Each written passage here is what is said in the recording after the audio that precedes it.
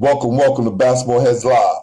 I'm your host, Glenn Pooh Harding.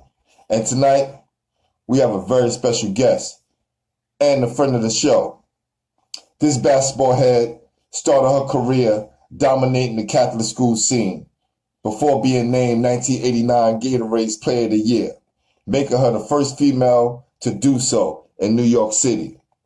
After being heavily recruited, she decided to attend Arizona State University.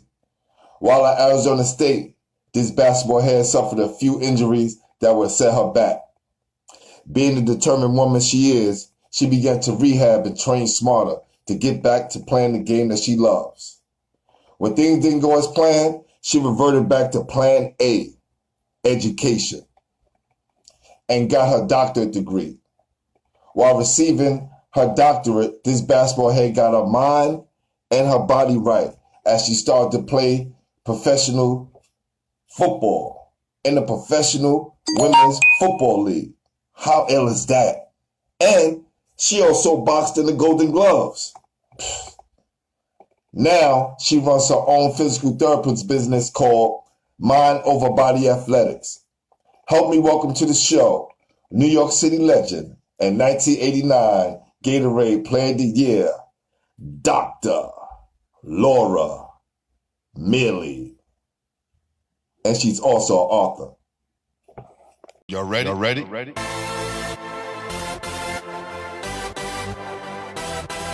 Yes. You have just stepped into the world of chaos.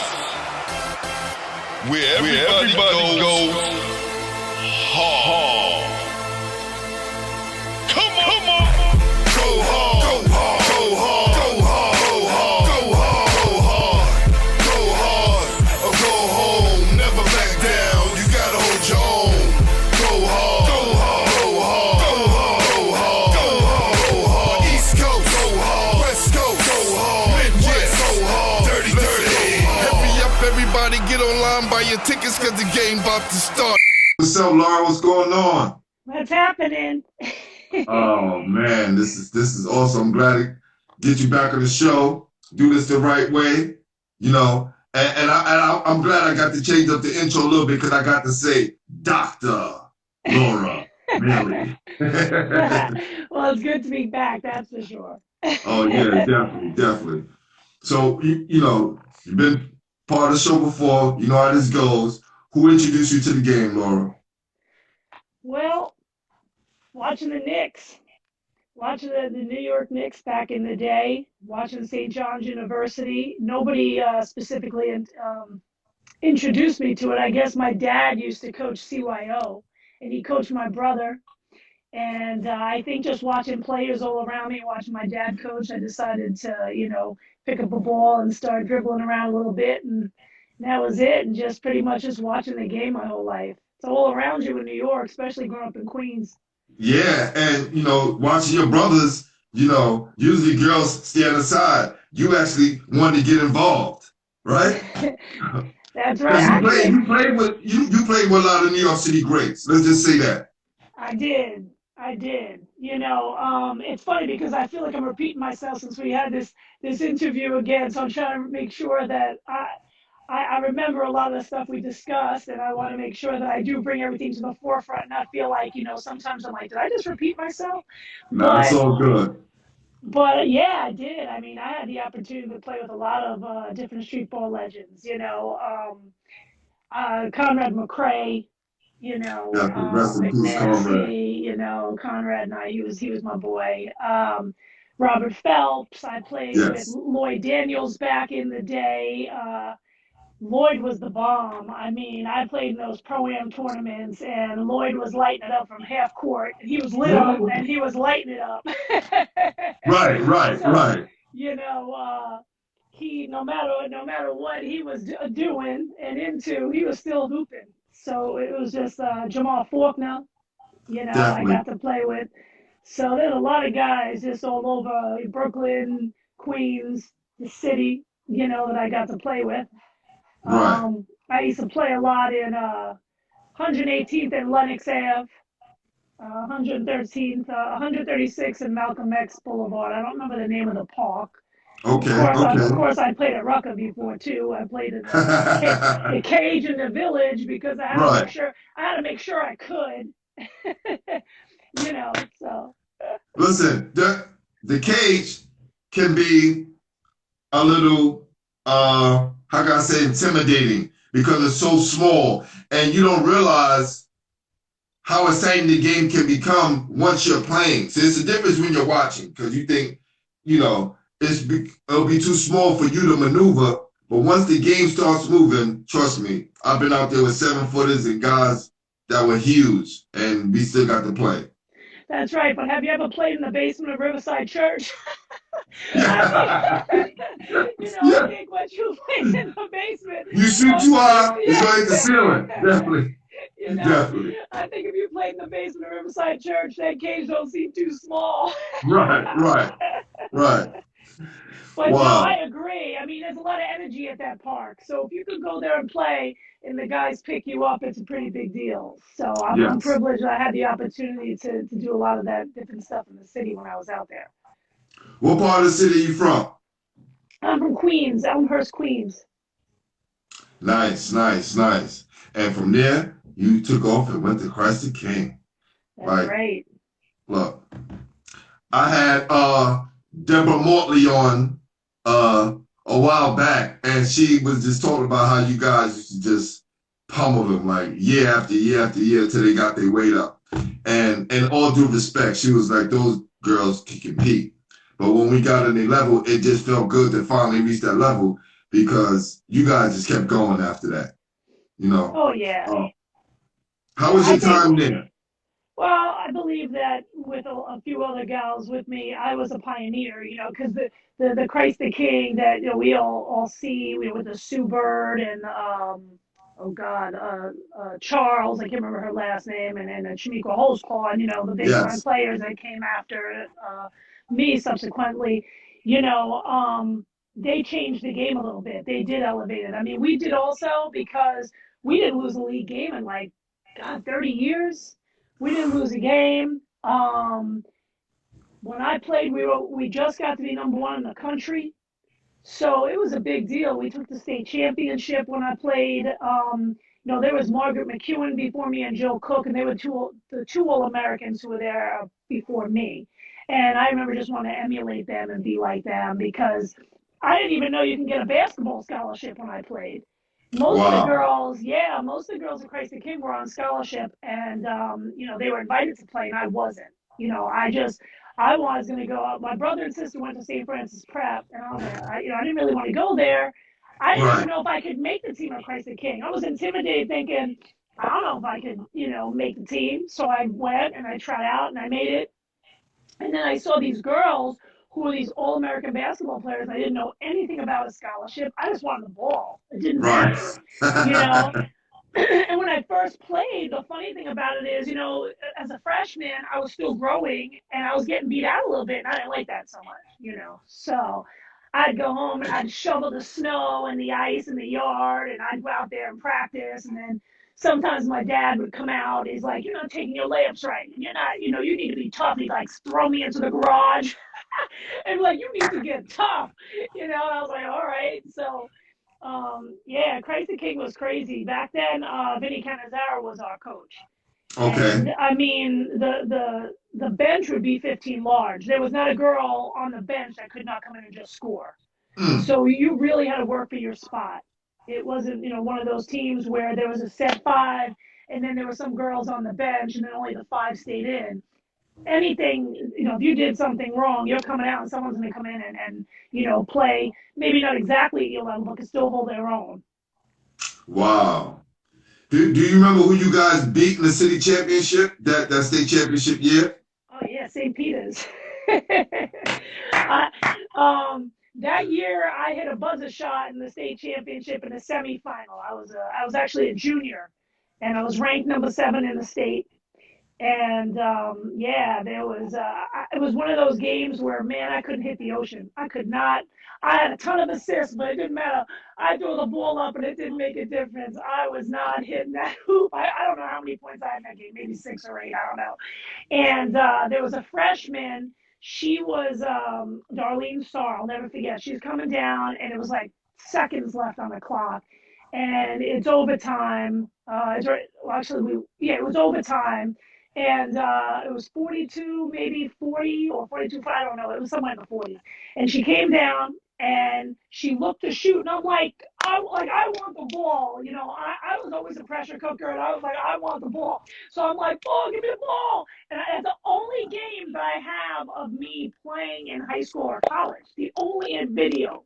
With Wow. yeah, only, yeah. So I'm like, give me the ball. Like, whoa, you know, you know, like a 10-footer from, you know, right on the ends of the, what do you call it? Where I can't even think right now. I'm so tired. But I'm sorry. I've been editing my book all day. No joke. All day. I got the first edit back, and my brain is mush right now. So I apologize. But anyway, It's all good. It's so all as good. soon as I released it, the buzzer went off. But I knew, and I just said, please go in, you know, just like, and it went in, and we went nuts, and we won. It was so awesome. It was a lot of But fun. listen, that goes to show what kind of mindset that you have and what kind of drive you have. Because even when shots wasn't going for you, you still wanted the ball. You Oh still wanted yeah. to be that person to decide whether y'all going to win or lose. And Oh that's a lot yeah. of pressure to put on yourself. You know, I don't know if you think about it as pressure at the time of the game. I mean, my end line, like I have a signature line that I still use now for my emails are on the line shooting two, down by one, no time left on the clock. You know, that's just the way I've always operated. I've always been a pressure cooker, you know. And the funny thing is, before the games, I'm nervous just like anybody else. When it comes down to it, I want the ball, Right. you know. And it's funny because in the book that I'm writing, one of the guys, Terrence Wheeler, he played ball with me at ASU, and Yes. he played overseas in Venezuela and all different places. And he was like, he called me L. He's like, yo, L, no matter what, at the end of the game, we knew if we needed to get the ball up to get it to somebody, we knew to get it to you because you were a pressure cooker. You always wanted that ball in your hand. You were tenacious. And it's funny because now when I play in my men's leagues, I could carry. I want to make the shot, but I'd rather be the person to make the shot. I don't know why. I think I tried to subdue that, um, just that competitiveness, just because I hadn't played ball for so long that I had to simmer it down. If not, I was going to go cuckoo. Listen, hold on. Because did y'all hear what she said? She said she was playing in the men's league. She wasn't just playing with, some other women. She's playing in the men's league. All right. So let's back it up. Let's back it up a little bit so we can get the story lined up with what you're doing right now. Because once you left, Keep losing you. uh, There we go. once you left high school, you chose to go to Arizona State, Correct. right? Now, do you remember the schools that were recruiting you besides Arizona State? Oh yeah. Well, I really wanted to play for UCLA, but back in the day, all the California schools were getting the girls were getting recruited by by their own. California is such a big state, but Yep. I would say most of the Big East. I can't think of too many schools now from the Big East. Maybe Georgetown.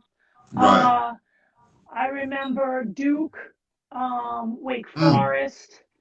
God, Auburn, not Auburn, Clemson, Texas A&M, UTEP. I mean, New Mexico. I just all over it was all over the place. Right. Wisconsin. It was all over the country. And Wow. I know that when I went to Arizona with Riverside Church my junior year, and I saw that campus and all those palm trees at Arizona State, I just I just fell in love with it. Now I came home and I told my parents I had Arizona State boxers on. I had tank top. I think back in the day we didn't have any money, And I swear to you, I must have spent whatever money my parents gave me to eat for the week on those clothes because I wanted the tank top and the boxer shorts so bad, I mean, They back didn't then, take care of you down there? They didn't give you who? no gear, nothing? They give you anything? No, this is before I was getting. This is when I first saw Arizona State. Oh, They didn't okay. When even you know went I down with was. Riverside. Got you. I went down with Riverside, and Got back then you. we didn't have any. Got you. Actually, a few of the girls got arrested for. I don't get into that, but out in Scottsdale, it's funny, but. I didn't even know I wanted to go to Arizona State. When they heard my coach told them that I was interested, and that was it. You know what I mean? Because the head coach had left. She was originally at Oklahoma, and they were recruiting me big time in Oklahoma. And my father's like, "What are you going to do, a Queens girl in Oklahoma?" So I was like, all right, you're right. But then when I saw Arizona State, I was hooked. I was like, West Coast, the sun's going to shine all year. Look at these palm trees. So that was that. Wow. Oh, Pat's and in the building. Providence. I was sorry. Okay. It was in between, my picks were in between Providence versus Arizona State. And my reasons for staying in the Big East probably wouldn't have been advantageous for me for as it was to go west, you know what I mean? So I made a choice. I can't try to stay because of somebody I was, talking to at the time who was going to Syracuse versus, me going to Arizona State. So Right. that's how that went. Yeah. So. Yeah. Pat Alfonso, what's up? He said that was the BCI championship. Was at Arizona State. Who said that? Pat Alphonse. Yeah, it was BCIs. Yeah, we always go Yeah. down. I think 2 summers we went to the BCIs down in Arizona. I think everybody had gone, right? Did you guys? I don't know if the guys all went. I know they went to BCI, but I don't know if they went to Arizona. Oh, okay. Well, Pat knows where all the tournaments was Hey, at. He still Pat. remembers. So you got to accomplish all that you wanted at Christ the King, correct? Correct. And now you're going to go to Arizona State. Yeah. Let's talk about that. That time there. We can make it as long as you want, as how brief as you want. Well, it's brief. You already know how. It's brief. I feel a way about Arizona State now. I'm going to keep it 100. I feel a way now, but go ahead. It was brief. I went out there and they had, we were considered the Fab Five. It was a really big recruiting class that came in, some really awesome players, and I was 6 men off the bench, and no sooner than that I got injured. Right before Pac-10s in about 1990, right? Probably I would say right after Christmas. We had played a couple of games. We played against Washington State, and then I hurt my back. And that was that for that season. Came back my sophomore year, was playing again, made it right before Pac-10s, hurt my back again. I mean, I don't think it ever really healed, obviously. And then the doctors back then, they were like, well, you know what? You don't you want to carry a baby? This is what they said to me. Don't you want to carry a baby? You're not going to be able to, if you ever want to get pregnant, how are you going to play? You can't even feel, because I lost feeling in my left leg and I had what they call a drop foot. So after I balled, my leg would drag and it was scary. I was scared. I was, 20 years old, 19 years old. I was like, oh my God, what do I do? So I went to doctors in New York. I came home. I had all these tests done. I've had needles. I can't even tell you the size of like a ruler in my back. I can't tell you how many. Wow. I saw that laugh, and it was bad, and nothing would make it better. So the doctor wouldn't clear me. So my coach pushed to keep me going, and she was like, "Look, I don't care if you can practice. I want you to play in the Pac-10s. So I don't care if you practice once a week. I want you to play." So when I just heard this recently because I hadn't talked to her for 30 years, and when I went to Arizona, I want to sit down and have like a heart-to-heart with her. Yes. Because losing after everything I'd done in New York and all the aspirations I had, I wanted to be in the 1992 Olympics, that, and I had all these aspirations. She had aspirations for me, and then I was injured, so I was devastated.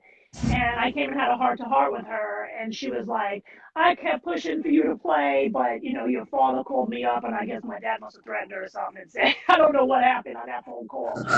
But I think, the doctors telling my dad, this is your daughter, she's not gonna be able to have babies and stuff like that, Wow. which now that would never happen now. I mean, that's just so, that was in the early You wouldn't 90s. tell you wouldn't tell your patients that. No, never. Well, I wouldn't do that. I mean, if they came to me and said something like, make sure you just get your opinions, but I'm not a medical doctor. I have a PhD. So, but Right. if someone came to me and told me that someone said that to them, I was like, well, you better check it out. But I did, to my defense, I got a ton of different opinions and I was waiting for that one doctor to say, you got it. But even though I kept pushing through it, um, the doctors wouldn't clear me. They put me on a medical. They gave me a medical scholarship. So I got to stay on scholarship, which was nice, but I didn't get the ball. And it was rough, because I love ball. So that's why I'm Yeah, still, yeah. I mean, I did so many things after that. These doctors were wrong. Like, where did your toughness come from? I don't know. My dad's a pretty tough guy. I grew up, I'm Italian Puerto Rican, so my dad is, tough Italian cop, and my mom was born in Puerto Rico, and she's just this traditional, Hispanic mom. And so I think she never got me when it came to my sports, but my dad did, you know, and my dad's just tough, and I think I got it from him.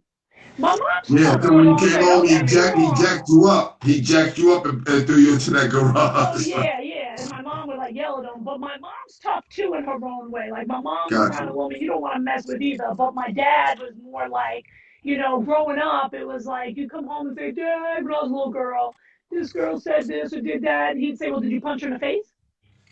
And I'm like, no. He's like, then don't come home and complain about it unless you did something about it. Wow. Yeah, that's the way I was raised. So, he's that stuff. So I was like, that was frowned upon now. Back then it wasn't. You take it in Right, the right. streets. What do you That's right. say? Boom. And then, and then you're going to get pizza like 2 minutes later, you That's know? right. That's right. And forget about it, right? Yeah, Listen, exactly. being the Gatorade Player of the Year, I know you had a target on you, right? People's Yep. like, there she go, Miss New York, there she go, and you get in the court, and people want to challenge you. Oh, yeah. Yeah. More the guys, because there wasn't that many girls back then. Yeah, but listen, whatever the case, I knew there was some girls and some tough competition back then for some people that wanted to challenge you. Yeah, I mean, I played against like Rhonda Singleton. I don't know where she is now. Marcy Cornegie.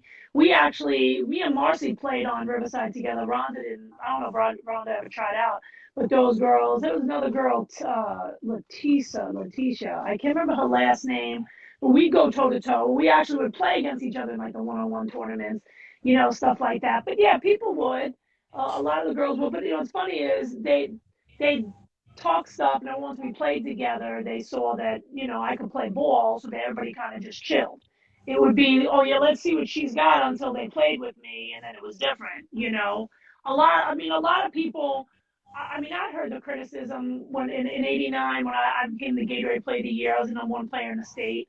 And for the city and the state, and girls like, oh, she didn't deserve it, she whatever. But all those girls who said they didn't deserve it, I didn't see them getting Division I scholarships either. Talk that talk, Laura. Talk that talk. That's I'm just right. saying. Hey, So, it is what it is.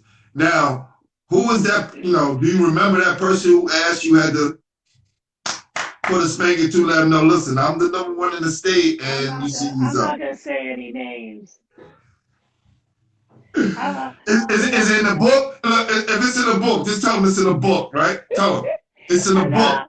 it's not in the book. Actually, my publisher wanted me to pull some of the stories out of the book. Unfortunately, even some of the people that I interviewed and things that I interviewed have been kind of getting edited out of. Wow. Because the book, I guess the direction they want the book, like the book's mine, but you still have a publisher and you still have editors. and they have a better eye for what people want to read or when you're going to lose somebody. Who am I? People are going to read my book. What? You might read it, and a few people who know me, but if people are going to reach out to read the book out of curiosity, who cares really about my story? So I mean, I give my story in the book about being a player, specifically about being an injured athlete.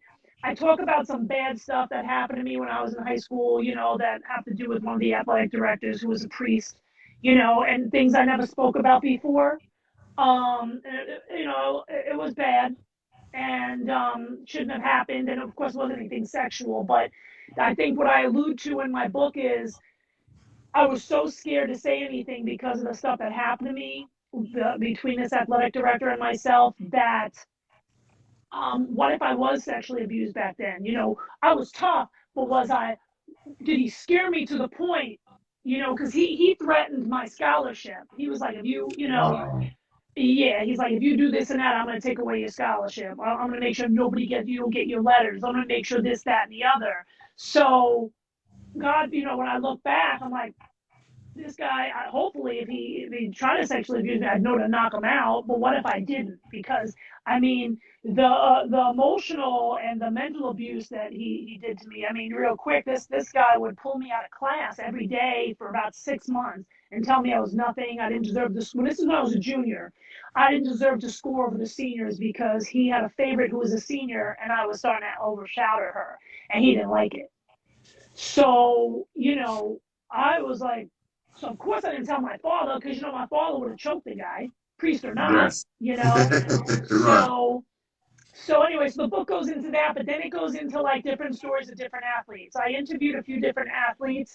I wish I could have got more, but a lot of athletes don't want to talk about it. Like I'm calling out Kenny Anderson, yo Kenny, Mr. Chibbs. I'm a little upset that you didn't come through for my interview for my book. I'm just saying.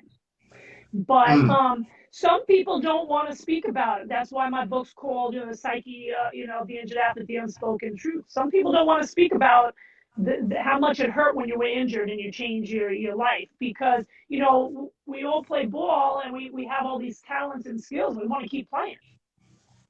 I kept playing, I went to Germany for a minute, and then when I came home, my mother's like, "You're gonna do something with yourself, or you're gonna, you know."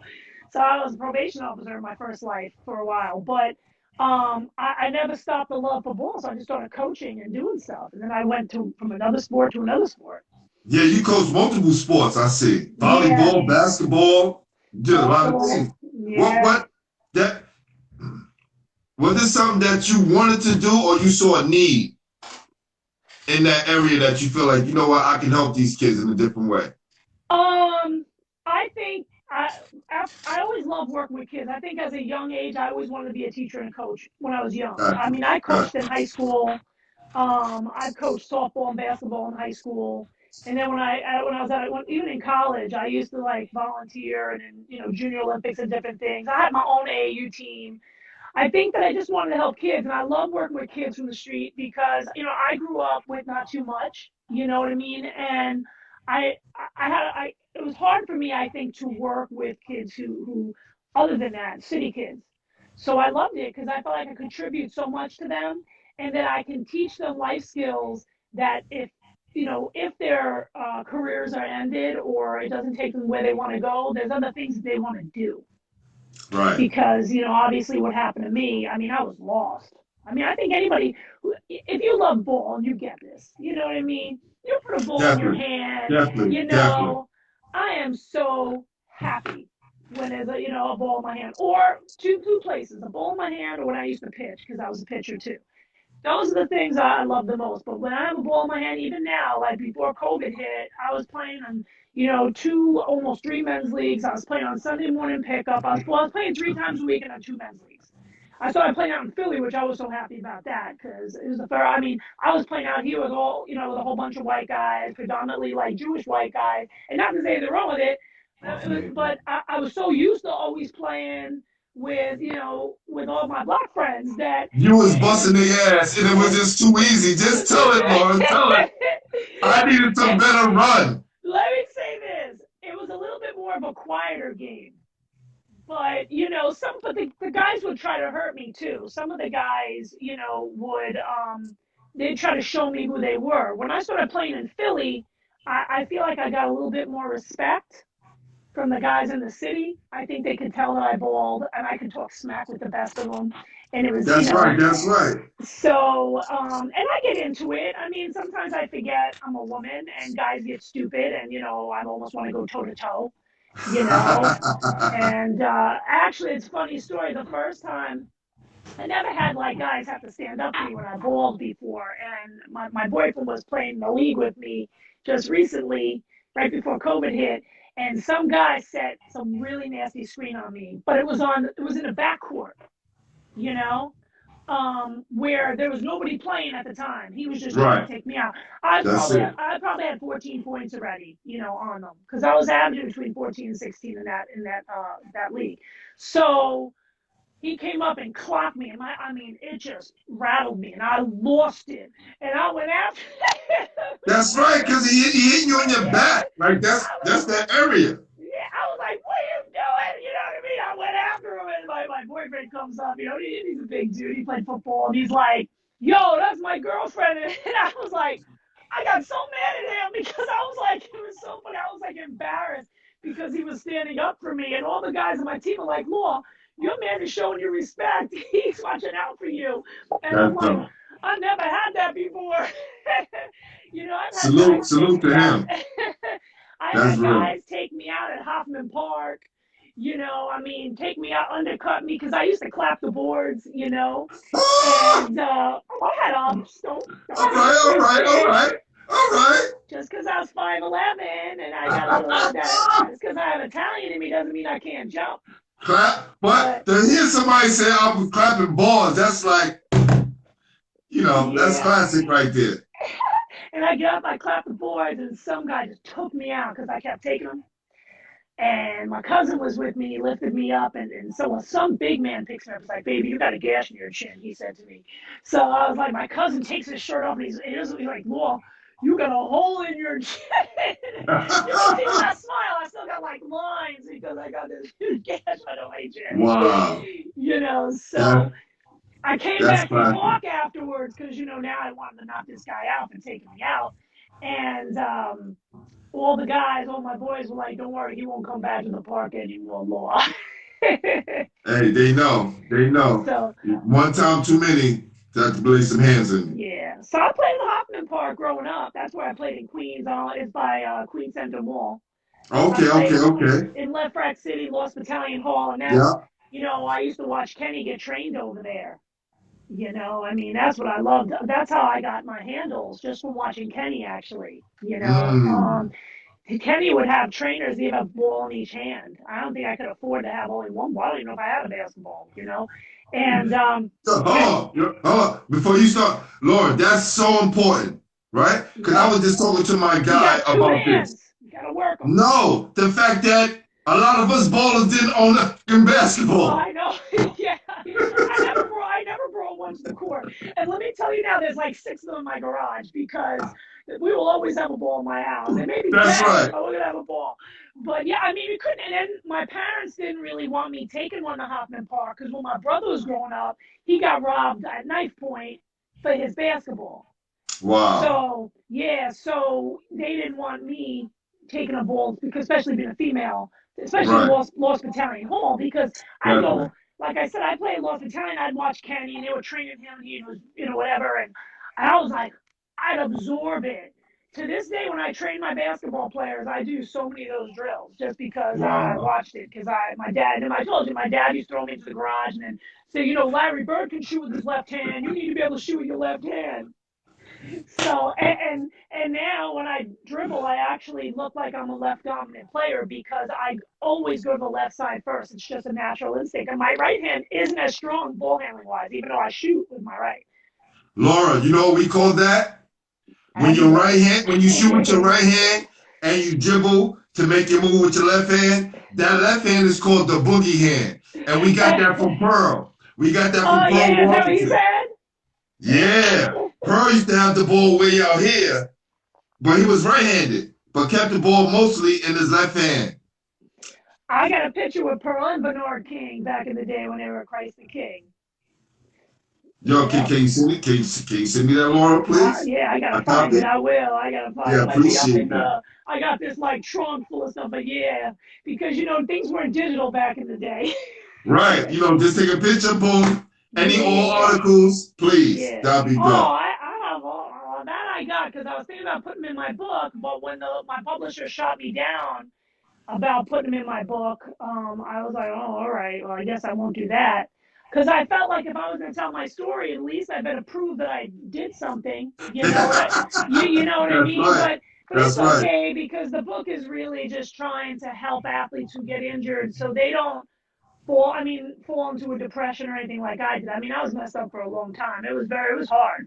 It was hard when I lost my basketball. So that's why now it means so much more. And even though I'm still competitive, like I said, it was a baseline jumper. That's what I took. Of course, I couldn't think of the word baseline. I don't know why my phone keeps just. Hold on a second, it's driving me nuts. Uh-huh.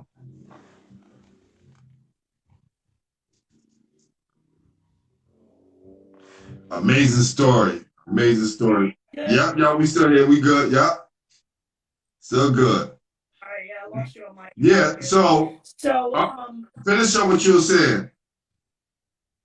You remember what you were saying before that? Or you was wrapping that up? Because I want to get to the next question, yeah, right? go ahead. Because I'm sorry. when I'm having a lot of these interviews, I'm hearing from guys and even myself, we chose the wrong basketball school, right? We talk about choosing those schools. Do you have those discussions with your players or clients that you see about their situation at them, and are they happy in the situation that they're in? When I was training a lot of high school athletes, we'd have that talk, and I always used to say something one of my coaches said to me a long time, and it's crazy because it happened.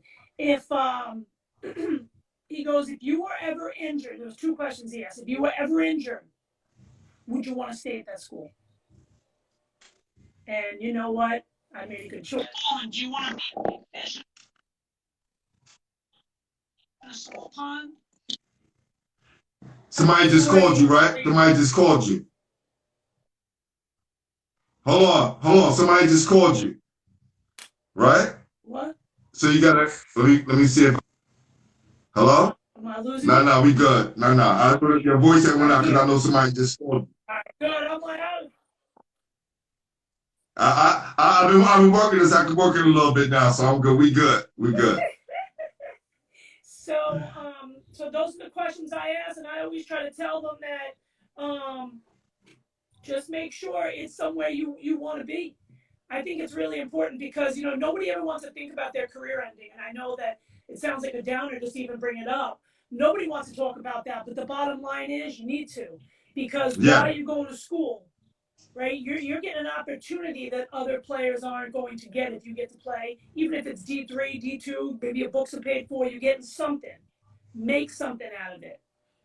And if you're going to get injured, do you still want to enjoy being in that state, being around the those players, being around the people, anything? You got to make sure you like it, because at the end of the day, when you're done, you still got you, and you got to figure out, am I comfortable with me where I'm going to be?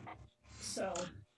And I decided to stay. Those are the options I weighed before I made a strategic move to leave. But my mom wasn't having it anyway because she said, I sent you to get an education. I did hurt my knee the end of my sophomore year, like in the middle of my sophomore year. And the whole system wasn't for me, but the school and what it done for me, education-wise and socially, was a good thing. So that was the plus that kind of overweighed the basketball situation. So and I had that sit down with my coach like you had with yours.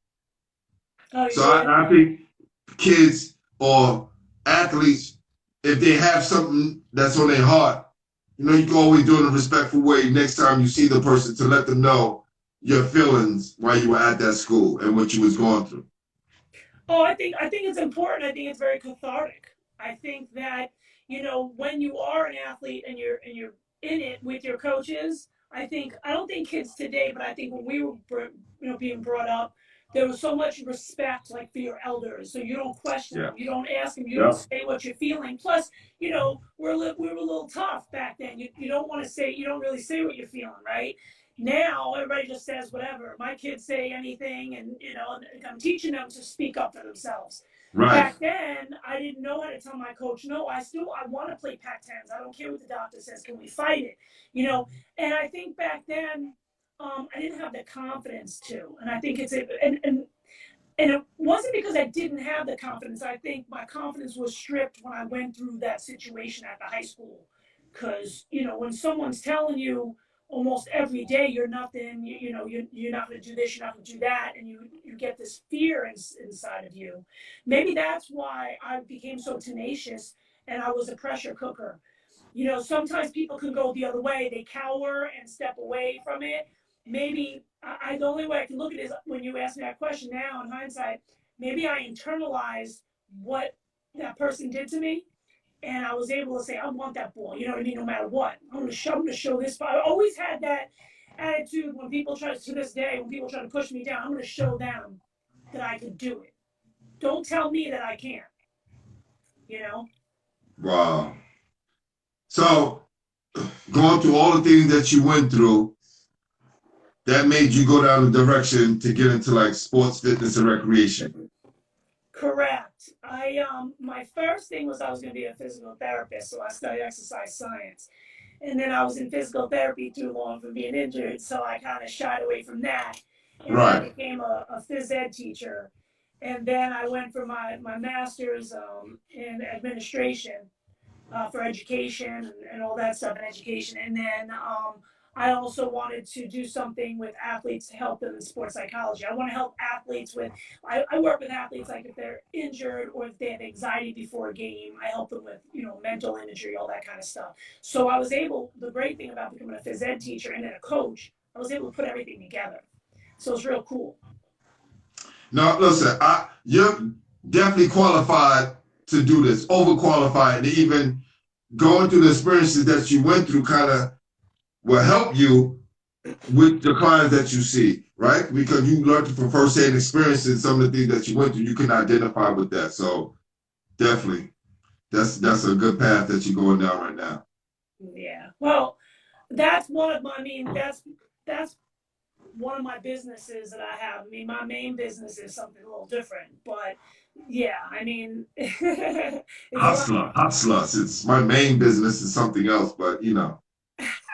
Well, yeah, I mean, I have my business mind of Body Athletics, and that's where, yes, you know, when I was training a lot of athletes and I was working with other athletes, and I still do, but it's on a more, you know, they have to be serious now. You know, when I was younger, I not that I don't enjoy it, but I have children now, so if I'm going to take the time to work with someone's child, it's because they really need it, and they're going somewhere, and it's not because the parents are pushing them to play or the parents feel they need it. It's because this child really wants to help. I have people who call me from all over the country, and I'll FaceTime with their child for sports psychology services. Wow. Yeah. So, and just give them some mental tools. I just give them some tools for their little mental toolbox. And it's not like a regular psychologist where people would see each other each week. Right. I work with them for a few weeks, and then they let me know if they have a competition. We talk about it. I'd see a video. I'd have the parents send me something. I could see when they had a mental breakdown sometimes, or where they broke down, and help them. And even when I train athletes, it was the same thing. I used to run a ton of basketball clinics back when I lived in Connecticut.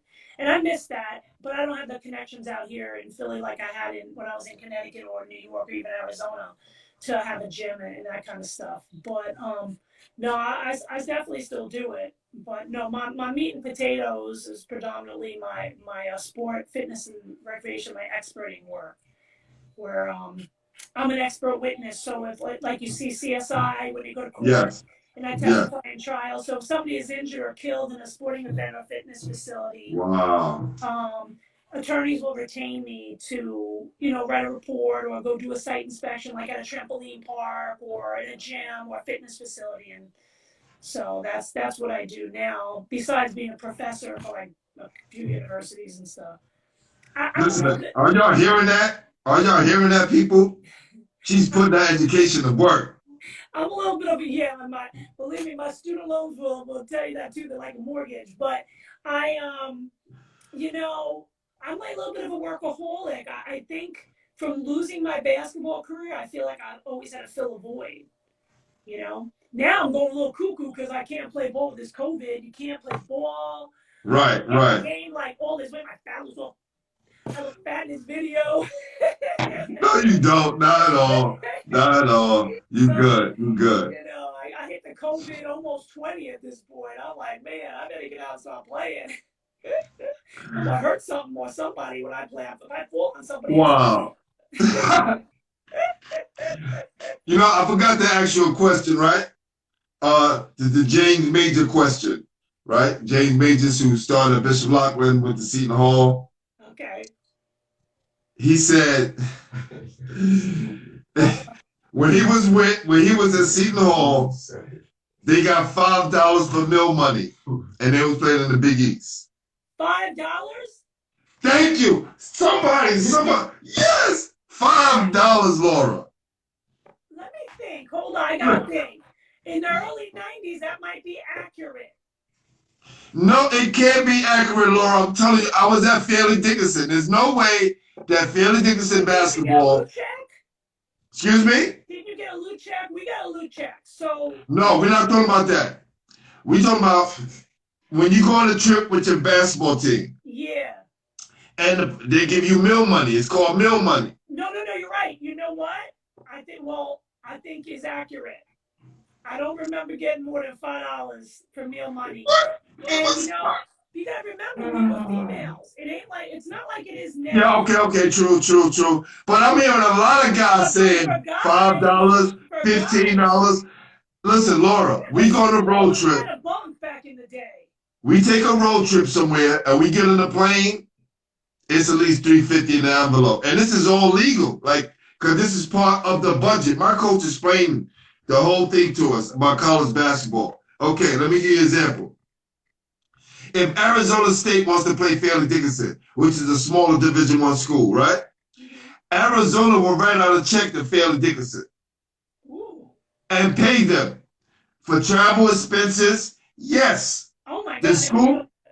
The school gets some money. Now, check this out, Laura. If Arizona State loses, they're upset. That's where the word upset comes from. Get out of here. There's no upset in pro sports. Wow, that's interesting. My coach taught me that. It had to be 1989, 90. Because we were playing Wake Forest. And he was so giddy. And I'm like, Coach, you're in a good mood. He was like, yes, Harley, because we just got an $80,000 check from Wake Forest. What? I said, what do you mean? He said, heard of that. Now I gotta find it. I wish when I interviewed Bobby Hurley, I asked him that question. Listen, this is about to get deep, right? Because my coach told me at that time I was in his office and broke down like the business of college basketball. He said, remember, Harden, he told her this is a business as well. This is part of the business. That's true. Right? And we don't realize that. So that's happening right in front of our face. So before my coach got to my school, he was at Syracuse with Jim Boeheim, and they went to the Final Four with Roy Danforth. That's a whole different story. Listen, and I'm gonna move on. After Roy Danforth left Syracuse, he went down to Tulane. At Tulane, they coached a player by the name of John Hot Rod Williams. John Hot Rod Williams was given $30,000 in a shoebox, and it destroyed Tulane's basketball team. They didn't have basketball for like another 10 years after that. My coach and Roy Danforth left Tulane, came up east to Fairleigh Dickinson, and nobody ever said anything. And John Hot Williams, he got to play in the pros. He became an all-star, but the school was damaged for a long time. Oh, yeah. I mean, I don't know how Syracuse has gotten away with some of the stuff they did. I mean, that trust me. Listen, I know. Rob Johnson was one of their aces. And everyone says PJ. Rob was giving out envelopes. See? Laura, Laura, you are a legend. Hang out. Rad's like, come on, Lou, we gotta go meet Rob. Let's go meet him. I'm gonna take you to dinner. And we go meet Rob, and then me and Rad will go out. He's like, you wanna I'll buy you something. He always got me all this Syracuse jackets and stuff. Real talk. And I remember being in when Rad signed with Syracuse. We was up at Empire State at the time. I was playing on the open team. Were you playing with E. Brown? Yes, I was on that team. I was up there. Yes, I was on the team with Derek Chivas, Eric Brown, Boo Harvey, Ross Strickland. I was the youngest guy on the team. I was going to be a freshman at Felix Dickinson after that summer was over. It was at 88? 88, 89, yeah. I was going to ask you that. Well, one of my questions was, did you play Empire State? I did, and I was up there. I was hanging out with, well, let's see, who was playing younger than you? Carl Beckett. Yeah. Kenny was on that team, yeah. Kenny, Kenny introduced me to Rad, and then I was hanging out, and I was friends with Carl, because Carl and I went to Christ King together. Yeah. Excuse me, and then I'm trying to think who else. And then, Eric and I were really tight. I'm cool. I'm so cool, Eric. That's my boy. Yeah. Oh, you know who I reached out to? Are you still in contact with Eric Brown? Oh, yeah. He's a cop out in Miami. I heard about that. I need to speak to my guy. If you speak to him. Facebook. Huh? Hook up with him on Facebook. He's on Facebook. Got you. Yeah. Yeah, because I asked a few guys to interview them for my book, and he didn't really respond to it, so I left him alone because I don't press with anybody. Right. I ran into, so I was coaching Shamika Holtzclaw in AAU's. I was assistant coach for AAU's, and Shamika was playing. And we were out in Miami, and we went to, one of the dads was like, come on, with his daughter. He was taking us to see an exhibition game for the Heat. So we're sitting like up in front. And he's taking layups as E. Brown. And I'm like, no, he's not. So, like a lunatic I am, I go screaming, running. I don't care. He played for the Heat when the Heat first started? Yeah, I don't know if he played a full season or what, but he was in the exhibition game. Wow. I'm like, because I always jump on everybody when I see them. I'm like, what's up? And he jumped right out of the line and gave me a big hug. I'm so happy to see Eric. He's like, you wait for me after the game. So I got those pictures too. I gotta find them. I got pictures of Kenny. Oh God, I don't remember who Kenny's girl was back in it. Renee, his girlfriend in high school. He was with for a long time. I have pictures of Kenny and her. Oh my God, I'll have to look and I'll have to see. Please, and when you find your articles, send them, and I'll do a day just of Laura Miele. You'll have your own day. That's scary. We'll do that. That's funny. I think it's not a big deal to me. I think because in my eyes, because I got injured, I didn't make it where I wanted to. You know what I mean? But I guess when I look back, growing up in New York and being something in the city where you become one of the number one players and stuff, it's really not something to frown upon either. I guess We have 10 million people here, Laura. 10 million, almost 12 million, easy. Yeah. That's probably not counted. And not many get to experience what we get to experience. That's the truth. I mean, basketball is a vehicle to so many different things. Yeah. I mean, look at the 6 degrees of separation just from me talking to you through Pat. Yeah. I mean, I don't know Pat and the boys back in the day, and then they all came out to Arizona, and we were watching Stefan play ball. So they'd hook me up, and we'd have, the 8th row, and I'd be hanging out with all the guys. And they were like, Laura, bring your girls, and, and we'd all hang. It was really cool, So, I mean, just all of that stuff that sports has brought, especially basketball, has brought to all of our lives, and just how we met and how, I mean, it's just so cool.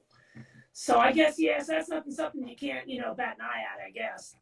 Listen, I interviewed Ross Strickland the other day, and to hear him say playing in New York made him who he was, right? So by the time he got outside the country playing against guys, it wasn't that hard because of what he was going through in New York City. Now, he could have easily said, man, I played against everybody around the country. No, he was like, yo, bro, I ain't giving that up to guys. The Silk, the Spice, the John Johnsons, the James Majors, all those guys, he just like, yo, Joe Jackson, like just giving it up, saying these guys are the guys who kind of shape who I became. Well, you know what? You grew up playing ball in New York. You can play anywhere, and I totally agree with that. I mean, I wouldn't be able to go just walk on a court now like I do and have the guts to do that, or go on and just play. I mean, like I do out here, like I joined that Philly league. At first, some of the guys were like, "Oh, Laura's gonna be able to hang on that league." Some of the guys from that other league I was in were talking smack. "Oh, Laura's gonna be able to hang on the league." I did better in that league than I did in their league. Lots of those guys are trying to beat me up. In this league, I got checked. And now the guys are letting you live, and they're so much better. It's crazy. You know, it was cool. Now they were recruiting me right before. Like, "Laura, you're gonna play with me this time. You're gonna play with me." So it was kind of exciting. Because I was like, oh, now I can kind of pick and choose, you know, and they let me run the point too, because I wasn't a point guard, but I'm now a point guard. I mean, I always played point, but I never played in college. That wouldn't be my thing. I was a shooting guard. Gotcha. Free swing. But now I'd rather hook everybody up with the ball and shoot when I need to, you know, that kind of thing. But the thing is, these guys just kept hooking me up with the ball and setting screens. So that was fun. Listen, you just scored enough points and hit enough buzzer beaters that you ready to give it up now. You know, yeah. Not wrong with that. You know what it is? You get to a point in your life where you have nothing to prove. Yes. And I think after I got injured, I felt like I had something to prove. So I kept playing, and I proved to myself I could still do it. I proved that, you know, like I told you, I played tackle football. I was a tight end for 2 years for semi-pro. Then I was a Golden Gloves boxer in New York when I was 32 years old. At Lost Battalion Hall, I went back to play ball, ended up boxing out of Lost Battalion Hall. You know, I was 32 years old fighting against 18, 19-year-old and boys too, because I had no one to spar with. These guys would beat the cuck out of me, man. But, you know, I think, like you said, just growing up playing ball, doing all the things that we did just made you strong. It takes a lot to walk on a court and play ball in the city with a whole bunch of guys you don't know as a guy. So as a female to walk on, and I'm like, who's got next? You know what I mean? They're like, not you. I'm like, oh no, it's me. You know what I mean? Don't tell me I don't have next. So you have to like fight for that. And as a female playing men's basketball, I always have to prove myself. Even now, like if I start playing again, I gotta prove. Even though I feel like I have nothing to prove, when I get on the court, I have to show my stuff, and then I'm cool with that. Like I don't have to score those points. I go in. No, you listen. I can ball. Trust me, I did at the highest level. Let me show you guys. Then you kind of fall back. Yeah, because then some of these guys try to coach me. I'm like, did you even play middle school? Like, really? Like, you didn't play junior high, and you're telling me how I should be playing? Right. Passing the ball and playing? You must be crazy. Right, and be like, yo, homie, you only played in the gym with like 20 people. You know how many people I played in front of? Like, chill out. Like, calm it down just a little bit. You know, I like seeing a guy just walk into the park and go play ball somewhere. You let me know if you ever done that, you know. I don't think some of these guys can't just walk into the cage and play. You know, I mean, because not just anybody can walk into the cage and play ball. Listen, it was the time when I played against Anthony Mason that let me know you still got it and you can play against a pro and do well. After that game, I kind of stopped playing basketball. What year did you hurt your knee? When did you hurt your knee? 1988. Oh, so you hurt what, your freshman year or before your freshman year? It was 88, 89 in between my freshman and sophomore year. Empire State, your freshman, like yeah. Beginning. It's horrible, man. I should have interviewed you. Yeah, look. I share a lot of the same stories. I hear people say, like, you know, I went through that. But I'm at peace with myself for the basketball and the mental aspect and some of the disdain I have for my coach. Because we had a friend of mine's teammate gave a barbecue and he invited my coach. We're sitting down, have a lovely time. I really got to know my coach in the 2 hours that I was having, you know, dinner with him. And I told him, I said, it's so crazy that I got to know you in 2 hours more than I got to know you in 4 years of being with you. Well, I think as a player, it's a whole different dynamic. And you're not going to say the same stuff then Because it made, you know what I mean?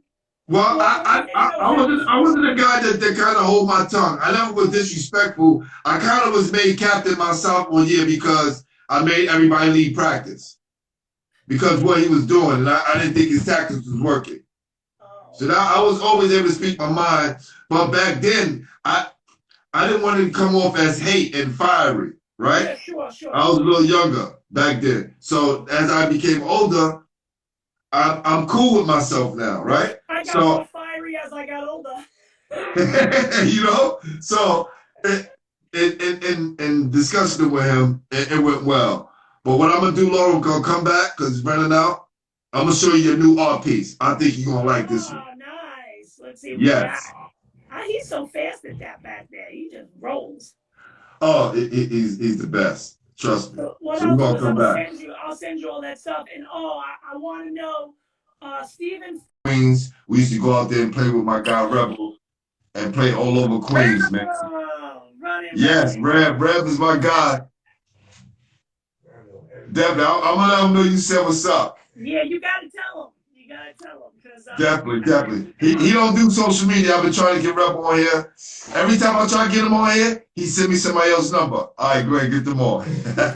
Always low key, always so smooth. Yes. Low key, yeah. Yes. I told him right now, you know, and it's not to knock Tom Kachowski did a great job, but for somebody who's been around, Rebel's been around a long time. Oh yeah. And he can easily step into that position because there's not going to be any more Tom Kachowski. Hey, how you doing? Well, you know, Tom Kachowski, I told you he grew up on my street. Really? No, you never told me that. Oh, yeah. Tom Kachowski lived right up my street, right next to the church that I grew up at. Yeah, I went to Ascension Grade School. He lived 3 doors down.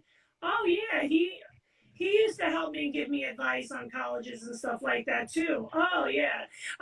Funny story. I ran into him. My girls were babies. They must be like 3 and 1 or something like that. And he's like, oh, what are their names? I'm like, oh, Madison and Taylor. He goes, what kind of yuppie names are that?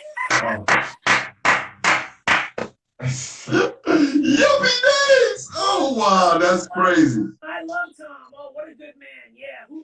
Right? He shook your hand firm, make eye contact. He'll kill who you want. He knew your name, what school you went to. Yep. And what college? And if you played in New York City, he knew all about you. So that was always great to see. Well, he was always, you know, he always was with boys. But when it came to me, because he was my neighbor, he was always like looking out for me. He saw me that time I had all the ASU gear. I had just got back from BCI's. And I was walking down toward Hoffman Park, probably going to play ball. Because he'd go down to the park, too. Because I had mentioned to you, I played citywide. I was I was the only girl in citywide in high school. Wow, that's right. That's right. I agreed I was the only girl. So he'd go down, I think, and check out the players. And Kenny was playing a lot, you know. And he was like, you got all that Arizona State gear, huh? I go, yeah, that's where I want to go. So I don't think he was too fond of me going to Arizona State, only because they weren't. Did he say something like, you shouldn't go there, did he? He didn't say it to me. He's like, you're looking at other schools though, right? You know, that kind of thing, like that. Because I don't think he knew it wasn't huge, but he knew more about the guys' stuff. So Got you. State was a mess. The women's team wasn't that strong, but it was Pac-10. Pac-10 was strong. So yes. I felt like if I was really going to get noticed, because I had a different style of ball compared to the Pac-10, like the different players, because a lot of the girls were predominantly from that side of the world, you know, that side of the world, that I would stand out, and that's what I was looking to do. Wow. So when is the first annual basketball jam? Love to meet all the interviews. Well, listen, Laurel Hendricks, I'm going to put this out there because Laurel was the first person to bring this up to me when I started a long time ago. He said, yo, G, we should have a basketball heads picnic, right? And, you know, sometime in the future where we can see people availability and get as many people together as we can so we can meet, share stories, you know, and making something that, you know, we give out awards and things of that nature. And I was like, wow. And then my sponsor at Game Over who has a gym. He has like a place in the back where there are courts and place where you can barbecue at. So everybody was just all in. So Ballhead, you're on point with saying that. I like He that. called it a basketball heads jam. Be fun. Now I gotta go crazy looking for you. I'm gonna get my attic tomorrow, going through my hope chest, trying to find. Please, and send me some stuff, Laura. I appreciate it. Yeah, I definitely will. Oh my God, I got. Hey, Mike, you could be on that committee, Mike, because you're definitely a basketball head, fam. Yeah. So Laura, I want to keep you. I know your brain been working all day. Did you get a chance to see a picture? No, I haven't. He's still. Yo, can I show a little bit? All right. He not really feeling me on doing that, but it's all good. We're gonna do it. Don't do that to him. Nah. We're gonna do it. Ah, look at that. Yeah, that's much better, man. That was the Everlast picture, right? The serious look was the Everlast. I think I'm gonna beat somebody up in that picture for sure. I like that. Ooh, that one's cool. I like that. And that's the younger you. Oh God. So you're gonna have two pictures. You can hang them up, do what you want. When you get them, I just ask that you make the video, shout us out and give us some love. I appreciate it. Oh no, definitely. Definitely. I appreciate All right, so and when the book is ready, I'll send you my information so you can, we can promote that right. Absolutely, I appreciate it. Thanks so much for having me again. It was awesome. Definitely. We got to talk a little bit more about different things. I don't think we covered the other stuff we covered before we covered. No, I try to do a little different this time, all right? So you don't see like you're saying the same thing over and over. Yeah, no, it was good. But you brought up Rebel. I'm like, oh man, running Rebels. So you better should tell me. I'm definitely gonna let them know that I had you on the show. Yeah. Oh, were you in that picture? It's a picture with Khalil Reed, Derek Phelps, and 3 female players from Christ the King. Are you in that picture? In the newspaper or no? No, there's a picture I posted. It just had Khalil Reeves and Derek Phelps, but also there's 3 girls in that picture that's not shown. I'm gonna send it to you because Rebel sent it to me. Yeah. I don't know who the girls are. Yeah, well, it might be. I mean, they're a year younger than me, so if it was a picture with their same age, then no. But it might be because I used to hang out with Late all the time. Me and my girl Heather. When we played at Christ the King. But I post because you're not on Facebook. You see, I post those old school pictures all the time. I don't scroll out on Facebook, so I don't really see those things. Can you get message on not Instagram? Can you get message on the Basketball Heads on Facebook or no? Can you get messages? I don't have instant message on there. I gotta get open, but no. I know I gotta get up on there. It's just so many apps on my phone, and when I'm doing this, right, even this live, when I put up a show or I post something, it takes up a lot of space in my phone. Yeah. Right. So it's just I have 2 phones.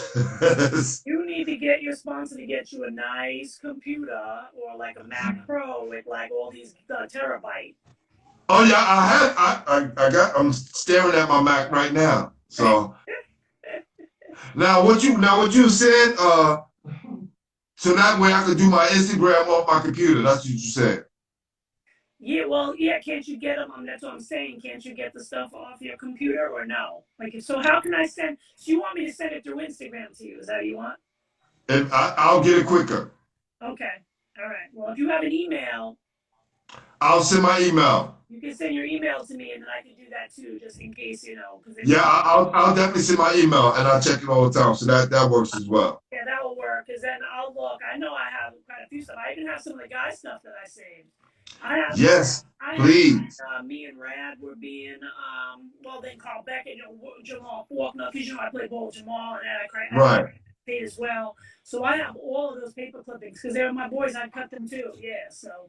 Because I'd be on one page, they'd be on the other, athlete of the week.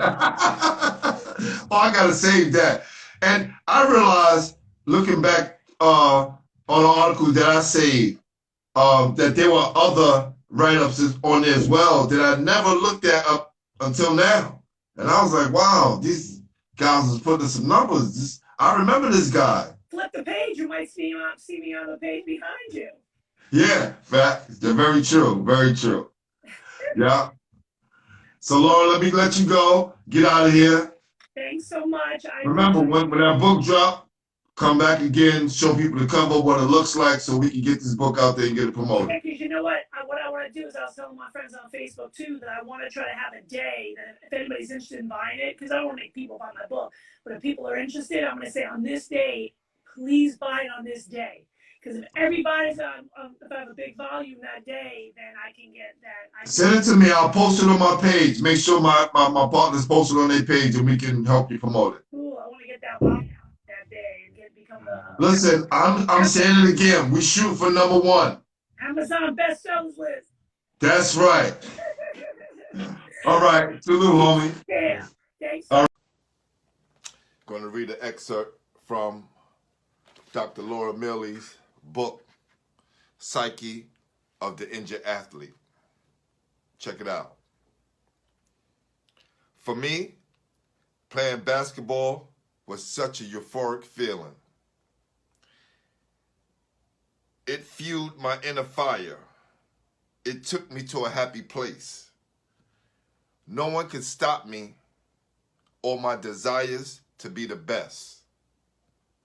When it abruptly ended, I felt lost and alone. Who was I if I could not play ball? That's real. Make sure you support the good doctor and our own New York City legend, Laura Miele. Peace.